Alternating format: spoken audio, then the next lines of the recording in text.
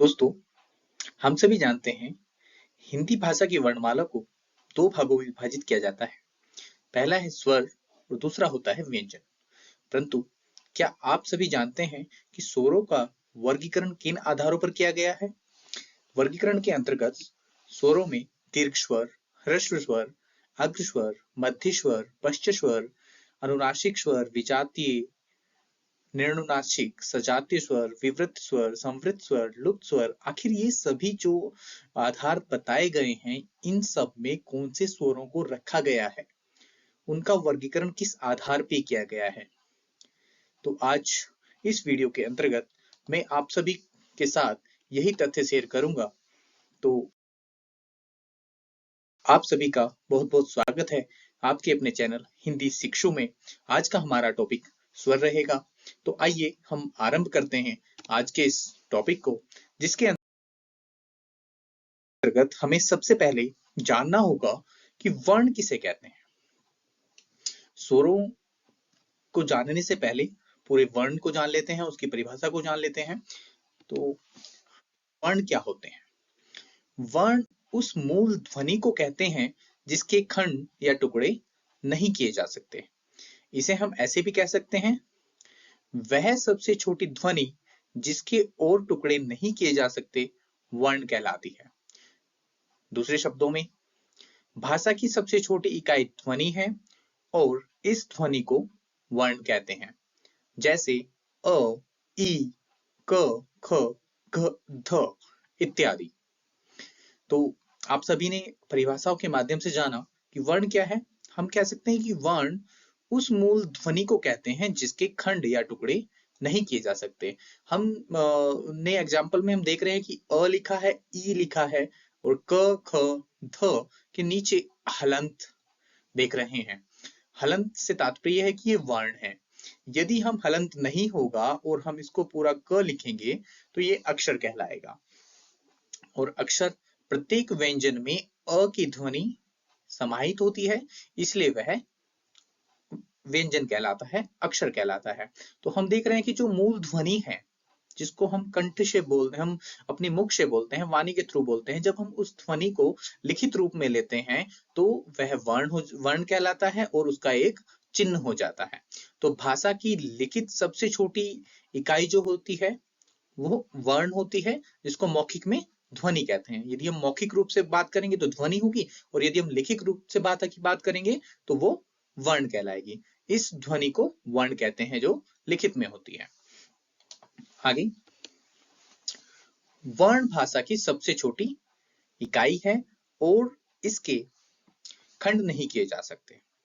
हम देख लें कि जो वर्ण क्या है, भाषा की सबसे छोटी इकाई है। सबसे छोटी इकाई कहलाती है वर्ण भाषा की, जिसके खंड नहीं किए जा सकते।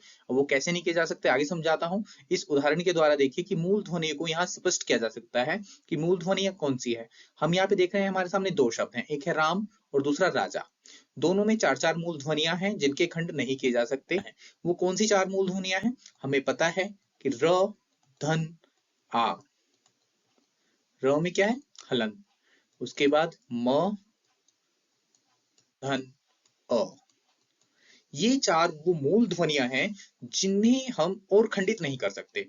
र के नीचे हलंत है, म के नीचे हलंत है, हम इनके और खंड नहीं कर सकते। आ खुद में स्वर है, इसके छोटे टुकड़े नहीं हो सकते, और अ स्वर है। तो ये चार ध्वनियां किसमें है? राम में है। ऐसे ही हम राजा में र, धन, आ, धन, ज, धन, आ। हम इस शब्द में भी देख रहे हैं चार मूल ध्वनियां हैं और दो अक्षर है। कौन से दो अक्षर? रा, धन, जा।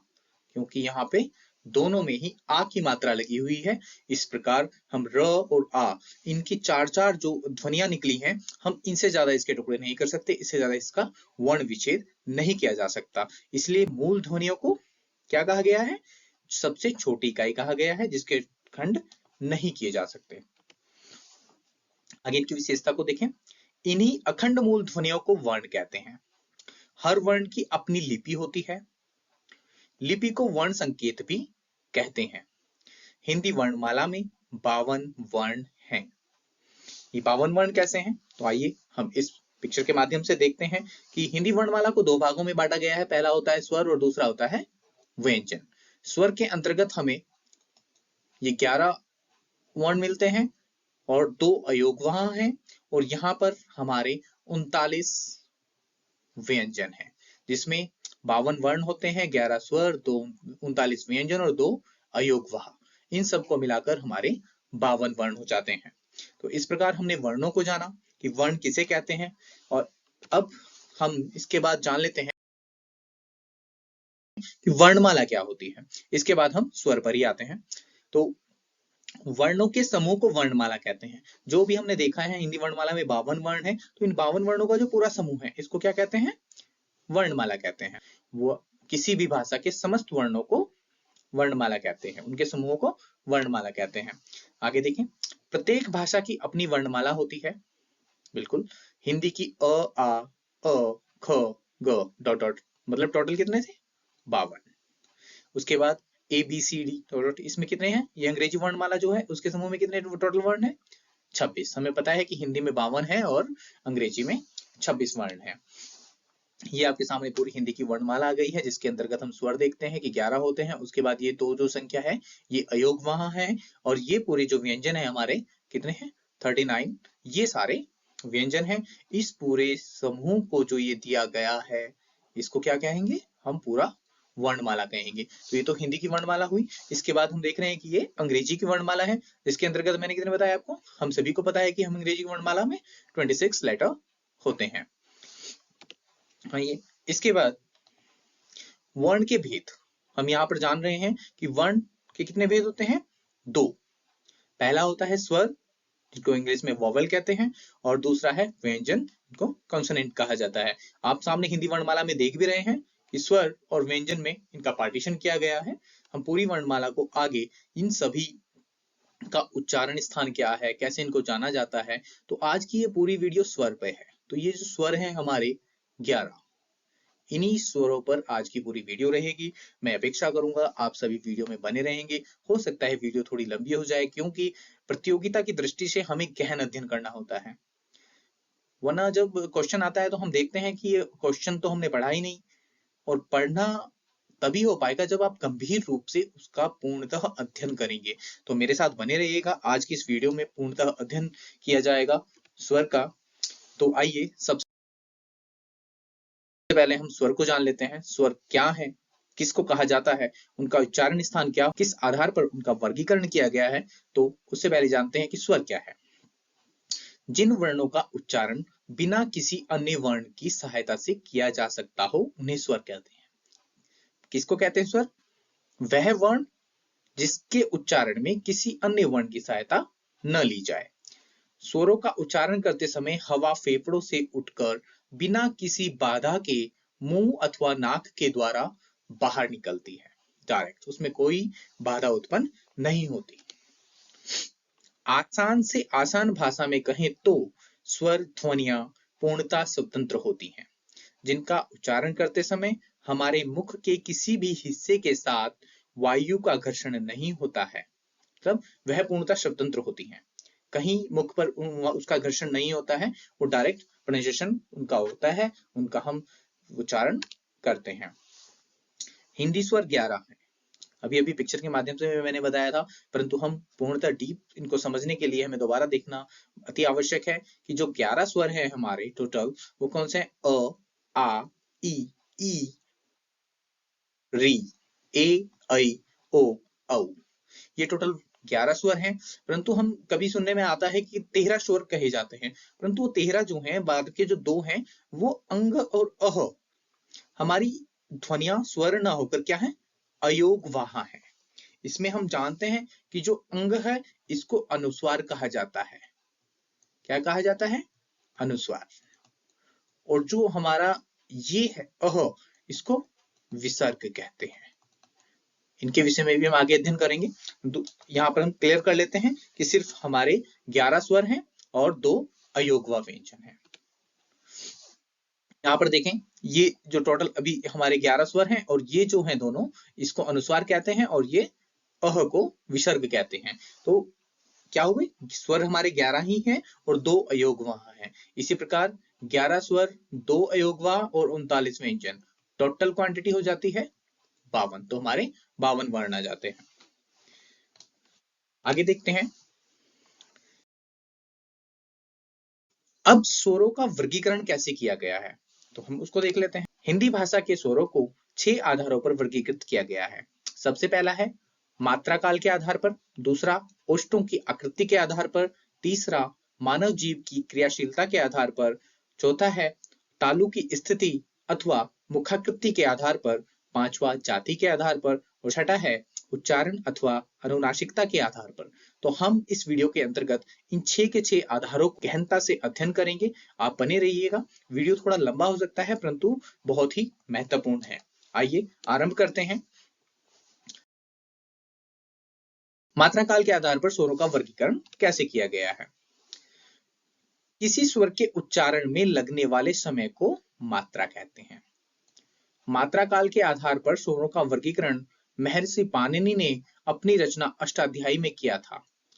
प्रत्येक स्वर के उच्चारण में लगने वाले समय के आधार पर स्वरों के 3 प्रकार होते हैं, अर्थात मात्रा काल के आधार पर स्वरों के 3 भेद होते हैं। स्वरों के उच्चारण में जो समय लगता है उसको मात्रा कहते हैं, जिसके आधार पर 3 भेद किए गए हैं। पहला है ह्रस्व स्वर, दूसरा दीर्घ स्वर और तीसरा प्लुत स्वर। तो आइए देखते हैं कि ह्रस्व स्वर क्या होता है। ह्रस्व स्वर जो 4 प्रकार के हैं, अ, ई, उ और ये हमारे 11 स्वर हैं, जिनमें अ, ई, उ और री ये 4 ह्रस्व स्वर होते हैं। आइए इनकी विशेषता को जान लेते हैं। विशेषता क्या होती है इनमें। प्रथम है जिन स्वरों के उच्चारण में एक मात्रा का समय लगे तो उन्हें ह्रस्व स्वर कहते हैं। ह्रस्व स्वरों के उच्चारण में एक मात्रा का समय लगने के कारण इन स्वरों को एक मात्रिक स्वर भी कहा जाता है। ह्रस्व स्वर को मूल स्वर और लघु स्वर के नाम से भी जाना जाता है। तो इनकी विशेषता में हमने देखा कि सबसे पहले क्या है कि एक मात्रा का समय लगता है। सबसे कम समय लगता है किनको, ह्रस्व स्वर को, जिनकी संख्या कितनी है, 4 है। अब एक मात्रा के कारण इनको एक मात्रिक स्वर भी कहा जाता है और दूसरा नाम बुलाया जाता है मूल स्वर या लघु स्वर के नाम से भी इनको जाना जाता है। दूसरा होता है हमारा दीर्घ स्वर। दीर्घ स्वर कौन सा होता है, दीर्घ स्वरों की संख्या है 7, जिसमें आ, ई, उ, ए, ऐ, ओ, औ ये 7 हमारे जो स्वर हैं दीर्घ स्वर में आते हैं। इनकी विशेषता को देखते हैं। जिन स्वरों के उच्चारण में 2 मात्राओं का समय लगता हो उन्हें दीर्घ स्वर कहते हैं। तो हम जानते हैं कि इसमें कितने मात्राओं का समय लगा है, 2, और ह्रस्व स्वरों में कितनी मात्रा का समय लग रहा था, 1। दीर्घ स्वरों के उच्चारण में 2 मात्राओं का समय लगने के कारण इन्हें द्विमात्रिक स्वर भी कहा जाता है। समस्त दीर्घ स्वरों की रचना 2 स्वरों के मिलने से होती है, इसलिए इन्हें संयुक्त स्वरों के नाम से भी जाना जाता है। क्या जाना आपने अभी, बहुत ही महत्वपूर्ण चीज है। 2 स्वरों के मिलने से रचना होती है इन 7 के 7 स्वरों की, इसलिए इन्हें संयुक्त स्वरों के नाम से जाना जाता है। 2 स्वरों के योग के आधार पर दीर्घ स्वरों को 2 भागों में बांटा जा सकता है। तो अब हम देखते हैं कि दीर्घ स्वरों को 2 भागों में बांटा गया है। वो कौन से 2 भाग हो सकते हैं, तो आइए जानते हैं। सबसे पहला है समानाक्षर स्वर और दूसरा है संधिक्षर स्वर। समानाक्षर जो समान अक्षर से मिलकर स्वर बना है उसको समानाक्षर स्वर कहते हैं, और जिन 2 अलग अलग भिन्न भिन्न स्वरों के मेल से तीसरे स्वर की रचना हुई है उसको संधिक्षर स्वर कहते हैं। सबसे पहले जानते हैं समानाक्षर स्वर कौन सा है। तो यहाँ पर आ किससे बना है, अ धन अ। फिर ई किससे बना है, ई बना है ई धन ई से, और उ बना है उ धन उ से। तो ये समान अक्षर से मिलकर वर्ण बने हैं, इसे इनको समानाक्षर स्वर कहते हैं। संधिक्षर स्वर में ए बना है अ धन ई से, ऐ बना है अ धन ए से, और ओ बना है अ धन उ से, औ बना है अ धन ओ से।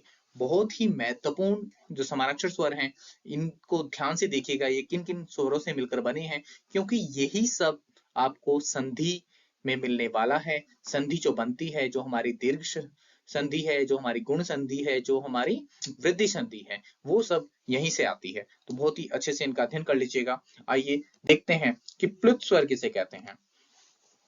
प्लुत स्वर जिसका चिन्ह ये होता है, जिसको 3 के आकार का चिन्ह बनता है, जिन स्वरों के उच्चारण में 3 मात्राओं का समय लगता हो। मतलब ह्रस्व स्वर में 1 मात्रा का समय लगा, दीर्घ स्वर में 2 मात्राओं का समय लगा और प्लुत स्वर में 3 मात्राओं का समय लगता हो। प्लुत स्वरों की संख्या 8 होती है, अर्थात हिंदी के समस्त 11 स्वरों में से सिर्फ 8 स्वरों का ही प्लुत रूप होता है। हिंदी वर्णमाला में अ, आ, ई, उ, ए, ऐ, ओ, औ इत्यादि स्वरों को प्लुत स्वर कहते हैं। जिस स्वर का प्लुत रूप बनाना हो उसके आगे इस चिन्ह 3 का निशान लगा दिया जाता है, जैसे ओम, राम। तो हमारे प्रोनाउंसिएशन में भी उसमें मात्रा में वृद्धि हो जाती है। हम राम नहीं कह के राम, हरे रामा, ओम। जब हम ये उच्चारण करते हैं तो यहाँ पर प्लुत स्वर होता है। हालांकि ये जो प्लुत स्वर है ये हिंदी में प्रयोग नहीं किया जाता, संस्कृत वर्णमाला में किया जाता था, इसलिए इसका उपयोग हिंदी में नहीं होता है।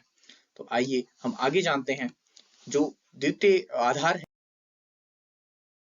वो है ओष्ठों की आकृति के आधार पर स्वरों का वर्गीकरण कैसे किया गया है, इसको जानते हैं। हिंदी के समस्त स्वरों का उच्चारण करते समय हमारे होठों की एक विशेष आकृति बनती है, जिसके आधार पर स्वरों का वर्गीकरण किया गया है। ओष्ठों की आकृति के आधार पर स्वर 2 प्रकार के होते हैं। कौन से? पहला होता है वृत्ताकार स्वर। जिन स्वरों का उच्चारण करते समय ओष्ठों की आकृति वृत्त के समान बन जाती है, उन्हें वृत्ताकार स्वर कहते हैं। वृत्ताकार स्वरों की संख्या 4 होती है तथा इन स्वरों को वृत्तमुखी स्वरों के नाम से भी जाना जाता है। ये कौन से 4 स्वर हैं? ये है उ, ओ, औ। मतलब यदि आप इनका प्रोनाउंसिएशन करोगे, आप एक बार प्रयास कर सकते हैं, उ, ओ, औ। यदि हम इन चारों को करेंगे तो हमारे जो होठ हैं इनकी आकृति किस प्रकार की हो जाती है? वृत्त के आकार की हो जाती है, गोल हो जाती है, इसलिए इनको वृत्ताकार स्वर कहा गया है। दूसरा है अवृत्ताकार स्वर, मतलब जिसमें उच्चारण में हमारे होठों की आकृति क्या होती है? अवृत्ताकार हो जाती है, वृत्त नहीं बनता हो। तो जिन स्वरों का उच्चारण करते समय होठों की आकृति वृत्त के समान नहीं बनती हो उन्हें अवृत्ताकार स्वर कहते हैं। अवृत्ताकार स्वरों की संख्या 7 होती है तथा इन स्वरों की अवृत्तमुखी स्वरों के नाम से भी जाना जाता है। तो इन चारों के अलावा जो अन्य स्वर हैं अ, आ, ई, री, ए, ऐ, ये हमारे वो 7 स्वर हैं जो अवृत्ताकार होते हैं। जब हम इनका उच्चारण करते हैं तो हमारे होठ वृत्ताकार आकार नहीं लेते हैं। तो आइए आगे जानते हैं दूसरे वर्गीकरण को, जो है जीवा की क्रियाशीलता के आधार पर। तो इसमें जीवा की क्रियाशीलता के आधार पर देखते हैं कि किसी स्वर का उच्चारण करते समय मानव मुख का सबसे अधिक क्रियाशील अंग जीवा होती है। जब भी हम कुछ उच्चारण करते हैं, जो भी हम कुछ बोलते हैं, तो हम जीव जो होती है सबसे क्रियाशील होती है। तो जीव के अग्रभाग, मध्य भाग और पश्चिम भाग की क्रियाशीलता के आधार पर स्वरों का वर्गीकरण किया गया है। इसके अंतर्गत सबसे पहला आता है अग्रभाग, जो हमारे जीभ का सबसे आगे का भाग होता है। उसके आधार पर जिन स्वरों का उच्चारण करते समय मानव जीवा का अग्रभाग क्रियाशील हो, आगे वाले भाग में कंपन हो, जिसके कारण इन स्वरों को अग्र स्वर कहते हैं। अग्र स्वरों की संख्या 5 होती है। इसमें ई, ए, ऐ, री, यदि आप इन पांचों का उच्चारण करेंगे तो आप पाएंगे कि आपकी जीभ का आगे वाला भाग क्रियाशील है। इसके बाद जो दूसरा भाग होता है वह है मध्य स्वर। हमारी जीभ का मध्य भाग उसमें क्रियाशील रहता है। जिन स्वरों का उच्चारण करते समय मानव जीवा का मध्य भाग क्रियाशील हो, मध्य भाग में कंपन होता हो, जिसके कारण इन स्वरों को मध्य स्वर कहते हैं। मध्य स्वर की संख्या सिर्फ 1 है। सिर्फ अ ऐसा स्वर है जिसमें मध्य भाग क्रियाशील होता है, एकमात्र। कई बार पूछा गया क्वेश्चन है प्रतियोगी परीक्षाओं में कि मध्य स्वर कौन सा होता है। और अंतिम है पश्च स्वर, जब हमारी जीभ का पश्च भाग क्रियाशील हो। जिन स्वरों का उच्चारण करते समय मानव जीवा का पश्च यानी पिछला भाग क्रियाशील हो, पिछले भाग में कंपन होता हो, जिसके कारण इन स्वरों को पश्च स्वर कहा जाता है। पश्च स्वरों की संख्या 5 होती है, क्योंकि 5 हमारी अग्रभाग की है, 1 हमारी मध्य की, और 5 स्वर बचे हैं वो हमारे पश्चिम भाग में, जैसे अ, उ, ओ, औ। ये हमारे, आप देखेंगे इनका उच्चारण करके तो हमारी जीभ का पश्चिम भाग क्रियाशील रहता है। आइए अन्य वर्गीकरण को देखते हैं जो तालु की स्थिति के आधार पर वर्गीकरण किया गया है। तो इसके अंतर्गत हिंदी के कुछ स्वरों का उच्चारण करते समय मानव जीवा तालु के बहुत नजदीक या दूर होती है। क्या हो रही है, जीभ हमारी तालु के बहुत नजदीक होती है, दूर होती है, जिससे मानव मुख कम या ज्यादा खुलता है। तालु अथवा मुखाकृति के आधार पर स्वर 4 प्रकार के होते हैं। कौन कौन से होते हैं, आइए देखते हैं। सबसे पहला है संवृत स्वर।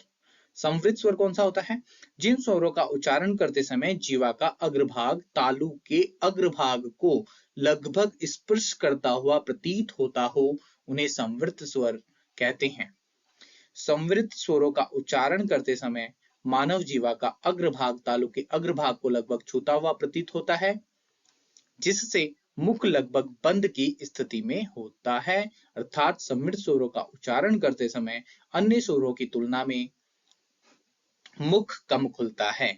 आप जब इनका उच्चारण करेंगे तो आपको पता चल जाएगा, मुख बंद की स्थिति में होगा। ये स्वर 4 होते हैं। कौन कौन से हैं, ई ई उ उ। अभी पीछे भी आया, जब हम इनका उच्चारण करेंगे तो हमारा अग्रभाग क्रियाशील होगा और मुख लगभग बंद की स्थिति में होगा। दूसरा होता है हमारा अर्धसंवृत स्वर। हमारा अर्धसंवृत में मतलब मुख बंद था, यहाँ पर मुख बंद नहीं होगा। जिन स्वरों का उच्चारण करते समय मुख संवृत स्वरों से थोड़ा ज्यादा खुलता हो, किनसे, संवृत स्वरों से थोड़ा ज्यादा खुलता हो, उन्हें अर्धसंवृत स्वर कहते हैं। अर्धसंवृत स्वरों की संख्या 2 होती है। उसमें ए और ओ, जब हम इनका उच्चारण करेंगे तो पाएंगे कि संवृत स्वर से अधिक हमारा मुख जो है खुला है। इसके बाद जो तृतीय प्रकार होता है वो विवृत स्वर है। विवृत स्वर के अंतर्गत जिन स्वरों का उच्चारण करते समय जिह्वा का पश्च भाग तालु के पश्च भाग को लगभग स्पर्श करता हुआ प्रतीत होता हो, उन्हें विवृत स्वर कहते हैं। विवृत स्वरों का उच्चारण करते समय मानव जीवा का पश्च भाग तालु के पश्च भाग को लगभग छूता हुआ प्रतीत होता है, जिससे मुख अधिक खुलता है। अर्थात विवृत स्वरों का उच्चारण करते समय अन्य स्वरों की तुलना में मुख अधिक खुलता है। विवृत स्वरों की संख्या 1 होती है। बहुत ही महत्वपूर्ण क्वेश्चन है, क्योंकि ये क्वेश्चन काफी बार, जैसे मध्य भाग पूछा जाता है स्वर में अ होता है, इसी प्रकार विवृत स्वर पूछा जाता है, कौन सा होता है, वो आ होता है। तो ये दोनों ही बहुत महत्वपूर्ण क्वेश्चन है, आप इसको स्पेशल करके नोट कर लीजिएगा। आगे जो फोर्थ हुआ है वह है अर्धविवृत स्वर। अर्धविवृत स्वर की विशेषता है, जिन स्वरों का उच्चारण करते समय मुख विवृत स्वरों से थोड़ा कम खुलता हो। भाई आ बोलेंगे तो बहुत ज्यादा खुलेगा, परंतु अर्धविवृत स्वर में कम खुलेगा। तो अर्धविवृत स्वरों की संख्या 3 होती है। कौन कौन से हैं, अ, ए, औ। ये तीनों स्वर हैं जो अर्धविवृत स्वर के अंतर्गत आते हैं। तो इस प्रकार हमने देखा कि तालु की स्थिति के आधार पर 4 वर्गीकरण हुए, संवृत स्वर, अर्धसंवृत स्वर, विवृत स्वर और अविवृत स्वर। और ये वो स्वर हैं जो इन चारों के अंतर्गत आते हैं। बहुत ही महत्वपूर्ण क्वेश्चन इनसे पूछ ले जाते हैं परीक्षा की दृष्टि से, तो आप लोग इनको नोट कर लीजिएगा। अगला वर्गीकरण है जाति के आधार पर। जाति के आधार पर स्वरों के वर्गीकरण को 2 भागों में बांटा गया है। कैसे, आइए जानते हैं। जाति के आधार पर 2 भेद होते हैं। पहला होता है सजातीय स्वर। एक समान उच्चारण स्थान और प्रयत्न से उत्पन्न होने वाले स्वरों को सजातीय स्वर कहते हैं। सजातीय स्वरों को सवर्ण स्वरों के नाम से भी जाना जाता है। वह अ, आ, ई, उ, ऊ, ये वो 6 स्वर हैं जो सजातीय है, जो समान स्वर से जिनका निर्माण हुआ है। दूसरा होता है विजातीय स्वर। विजातीय स्वर असमान उच्चारण स्थान और प्रयत्न उत्पन्न होने वाले स्वरों को विजातीय स्वर कहते हैं। विजातीय स्वरों को अस्वर्ण स्वरों के नाम से जाना जाता है। इसके अंतर्गत ए, ऐ, ओ, औ, ये चारों स्वर हमें पता है। हम स्टार्टिंग में देख रहे थे संयुक्त स्वर जब हुए कि किन किन स्वरों के मेल से बने हैं, इसलिए इनको विजातीय स्वर कहते हैं कि ये 2 भिन्न भिन्न स्वरों के मेल से बनते हैं और ये एक ही समान स्वर से बनते हैं, इसलिए इनको सजातीय स्वर कहते हैं। आइए अन्य वर्गीकरण को देखते हैं। दूसरे में उच्चारण अनुनासिकता के आधार पर जो वर्गीकरण हुआ है, उसके अंतर्गत अनुनासिकता के आधार पर स्वरों के 2 भेद होते हैं। जो पहला भेद है वह है अनुनासिक स्वर। यदि किसी स्वर का उच्चारण करते समय वायु मुख के साथ साथ नाक से भी बाहर निकले तो उसे अनुनासिक स्वर कहते हैं। किसी भी स्वर के ऊपर चंद्रबिंदु का प्रयोग कर देने पर वह स्वर अनुनासिक स्वर कहलाता है। अनुनासिक स्वर को सानुनासिक स्वर भी कहते हैं, जैसे गांव, मुंह, बांध, हंस। हम देखते हैं कि जब भी चंद्र बिंदु का प्रयोग होता है तो चंद्र बिंदु को हम अनुनासिक बोलते हैं। तो जिस भी स्वर के ऊपर इसका प्रयोग होता है वही स्वर अनुनासिक स्वर कहलाता है। जो हमने देखा है कि जो हम अनुस्वार का प्रयोग करते हैं, जो अंग है, अनुस्वार है, इसकी ध्वनि नाक से निकलती है, सॉरी, इसकी ध्वनि नाक से निकलती है, और जो अनुनासिक होता है इसकी ध्वनि मुंह और नाक दोनों से निकलती है। इसके बाद जो दूसरा है निरअनुनासिक। निरअनुनासिक शब्द निर्धन अनुनासिक से बना है, जिसका अर्थ अनुनासिक रहित होता है। जिन स्वरों का उच्चारण करते समय वायु सिर्फ मुख से बाहर निकलती हो उन्हें निरअनुनासिक स्वर कहते हैं। किसी स्वर के ऊपर चंद्रबिंदु का प्रयोग नहीं किया गया हो तो वह निरअनुनासिक स्वर कहलाता है, जैसे इधर, उधर, जब, तब आदि। जब हम देखते हैं कि हमने भी जाना कि जो अनुनासिक है, जो चंद्रबिंदु का प्रयोग होता है, इसकी ध्वनि नाक और मुंह दोनों से एक साथ बाहर निकलती है। जो अनुस्वार होता है इसकी ध्वनि नाक से निकलती है, सिर्फ मुंह से ध्वनि निकले उसको निरअनुनासिक स्वर कहते हैं। तो इस प्रकार हमने देखा कि किस प्रकार स्वरों के वर्गीकरण को हमने जाना। हम देख रहे हैं कि वर्णमाला को एक दृष्टि में, जैसे वर्ण टोटल 52 होते हैं, हम व्यंजन जिसमें 39 पहले भी बताए गए हैं, स्वर 11 होते हैं और 2 अयोगवाह होते हैं। तो आज हमने इस वीडियो में सिर्फ स्वरों को जाना जो 11 की संख्या में है और अयोगवाह को पढ़ा। जो इसके बाद वीडियो आने वाली है उसमें व्यंजनों को जानेंगे, इन व्यंजनों का कैसे वर्गीकरण किया गया है। मूल जो व्यंजन है 33 होते हैं, संयुक्त व्यंजन ये अक्षत्रज्ञ श्रेय हैं, द्विगुण व्यंजन अड़ है। इसी प्रकार मूल व्यंजनों का भी फिर वर्गीकरण किया जाता है, जिसमें स्पर्श व्यंजन 25 होते हैं, अंतस्थ व्यंजन 4 होते हैं हमारे य र ल व, फिर ऊष्म व्यंजन होते हैं श क्ष स ह, और फिर हमारे स्पर्श व्यंजन है जो क से लेके म तक होते हैं। इस प्रकार हम इसको देख रहे हैं कि ये हमारी वर्णमाला पूरी होती है। परंतु आज की इस वीडियो के अंतर्गत स्वर और अयोगवाह का अध्ययन हमने किया है।